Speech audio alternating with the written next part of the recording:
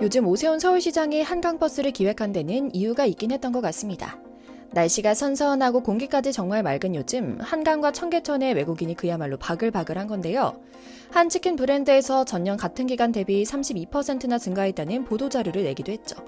그래서인지 이제는 한국인 커플들이 한강이나 청계천에 가도 자리 잡기도 어려울 정도로 외국인이 가득하다고 하는데요.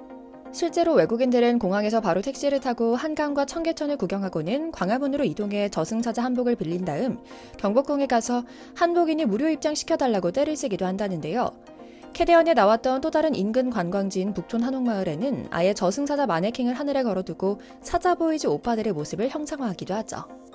그만큼 요즘 해외에서는 서울병이란 유행어가 인기일 정도로 한국, 특히 서울에 와서만 즐길 수 있는 문화와 자연을 즐기는 스타일의 여행이 인기라고 합니다.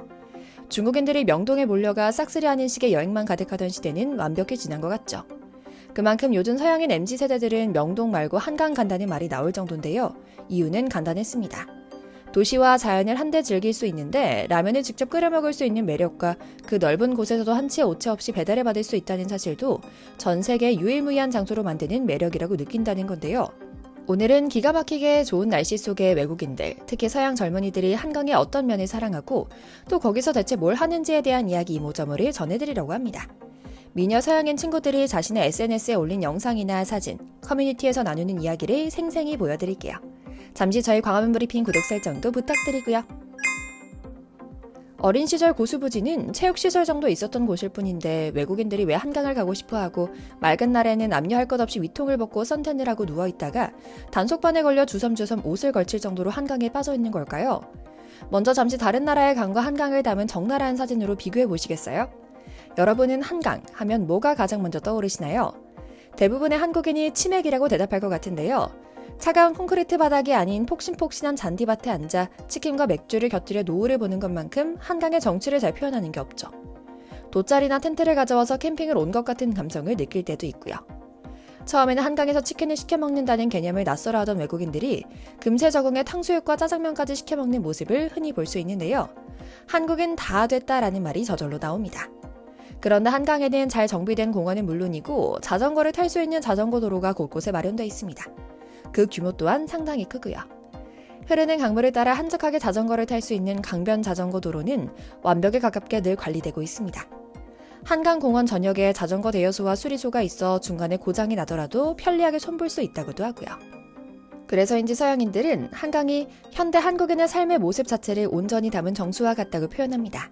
앞서 말씀드린 것처럼 멋지게 들어선 빌딩과 아파트, 잘 정비된 한강 다리와 스포츠 시설과 벤치, 산책로 등 공원 시설과 품이 있으면서도 실용적인 한국인들은 물론이고 엄청난 편의점과 배달 문화까지 한국 그 자체인 공간이라고 평하죠.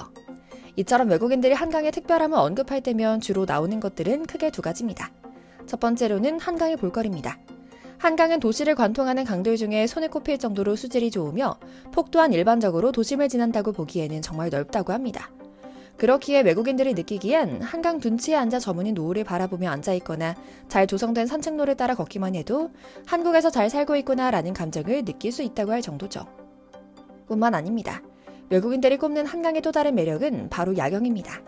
특히 반포대교에 있는 달빛 무지개 분수는 꼭 한 번은 봐야 할 서울 야경으로 손꼽히고 있는데요. 해질녘부터 밤까지 형형색색 빛나며 춤추듯 출렁이는 무지개 분수는 한 번 보고 나면 그 광경을 잊기 어려울 정도로 아름답습니다. 달빛 무지개 분수는 세계에서 가장 긴 교량 분수로 기네스북에 등록되어 있다고 하는데요.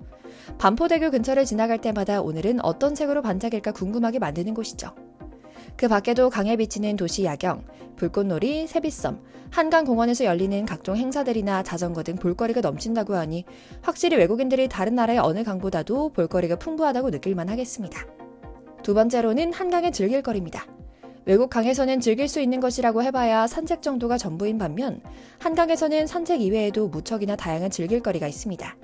드넓은 풀밭에서 즐기는 캠핑과 소풍이 대표적이며 편의점에서 즐기는 즉석 라면 또한 외국인들에게 인기라고 합니다. 또한 치킨과 피자 등과 같은 각종 배달 음식을 즐길 수 있다는 건 역시 빼놓을 수 없겠죠.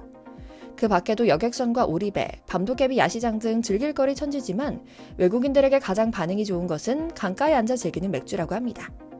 사실 처음 들으면 조금 의아한데 내용을 살펴보니 쉽게 고개가 끄덕여집니다. 대다수의 외국 도시에서는 길거리뿐만 아니라 강가에서 술을 마시는 게 금지되어 있기 때문인데요. 그렇기에 강물을 바라며 여유롭게 맥주 한잔 즐길 수 있는 한강이 외국인들에게는 더욱 매력적으로 느껴졌던 모양입니다. 이런 두 가지 큰 이유로 외국인들이 한강을 특별하게 여긴다고 하는데요. 실제로 한강은 세계적으로 유명한 프랑스의 세느강과 이탈리아의 테베레강, 네덜란드의 암스테르강 등과 비교해도 부족함이 전혀 없습니다. 오히려 비교도 안 될 정도로 한강이 좋죠. 수질과 외적인 측면에서도 말이죠. 비록 강인지 바다인지 모를 뉴욕의 허드슨 강처럼 거대한 규모는 아닐지라도 주변에 갖춰진 즐길거리와 볼거리가 다른 어느 강보다 알차다는 것만큼은 사실입니다. 일례로 파리 도심 사이로 길게 흐르는 세느강은 뛰어난 정치를 자랑하지만 한강 같은 공원시설은 없다시피 합니다. 실제로 파리는 운전하기에 최악의 도시라고 불리는데요. 워낙 도로가 좁고 일방통행이 많아 복잡한 데다 시도 때도 없이 튀어나오는 전기 스쿠터와 자전거가 가득하기 때문이죠. 바꿔 말하면 파리 도심에서는 자전거를 운동 삼아 탈 공간이 마땅히 없다는 소리가 됩니다. 또한 세느강에는 사람들이 걸어 다닐 수 있는 강변 산책로 또한 한강처럼 잘 꾸며져 있지 않은 것이 사실입니다. 대부분 회색 시멘트 길로 벤치도 거의 없다 보니 바닥에 앉아 맥주를 마시거나 샌드위치를 먹는 파리 시민이 목격할 수 있을 정도죠. 이런 모습에 낭만적이라고 연부를 외던 서양인들이 한강에 오면 그야말로 눈이 뒤집히는 건 당연하겠죠. 포차거리로 유명한 일본 후쿠오카의 나카스강 또한 사정은 마찬가지입니다. 이곳에는 강반에 따라 음식점들이 즐비하게 늘어서 있는데요. 밤에야 나름의 정취가 있겠지만 낮의 풍경은 황량하게 그지없습니다. 콘크리트 벽에 보기 싫은 낙서가 되어 있는 것까지 보이는데요. 사계절 내내 부지런히 정비하며 밤낮 할 것 없이 예쁜 한강과는 대비되는 모습이죠. 혹시라도 아직도 믿기 어려우시다면 해외 커뮤니티 사이트에 적나라하게 올라온 날것의 표현 그대로를 전해드려볼게요. 미국 최대 온라인 커뮤니티 레딧에 얼마 전 올라온 한 장의 사진입니다. 한국인에게는 너무나 평범한 모습인데요. 외국인들은 잔뜩 흥분하며 다음과 같은 댓글을 달았습니다. 7개월 정도 한국에서 산 적이 있었는데 거의 모든 점이 마음에 들었거든. 고민할 필요도 없이 한국으로 다시 가고 싶을 만큼 말이야처럼 한국에 거주했거나 여행한 외국인들은 한강을 보자마자 한국이 그립다는 심정을 털어놓았고요. 한강이나 양재천 공원에 꼭 가봐. 자전거나 조깅 코스가 끝없이 이어지고 이런 공원이 흔하게 있거든.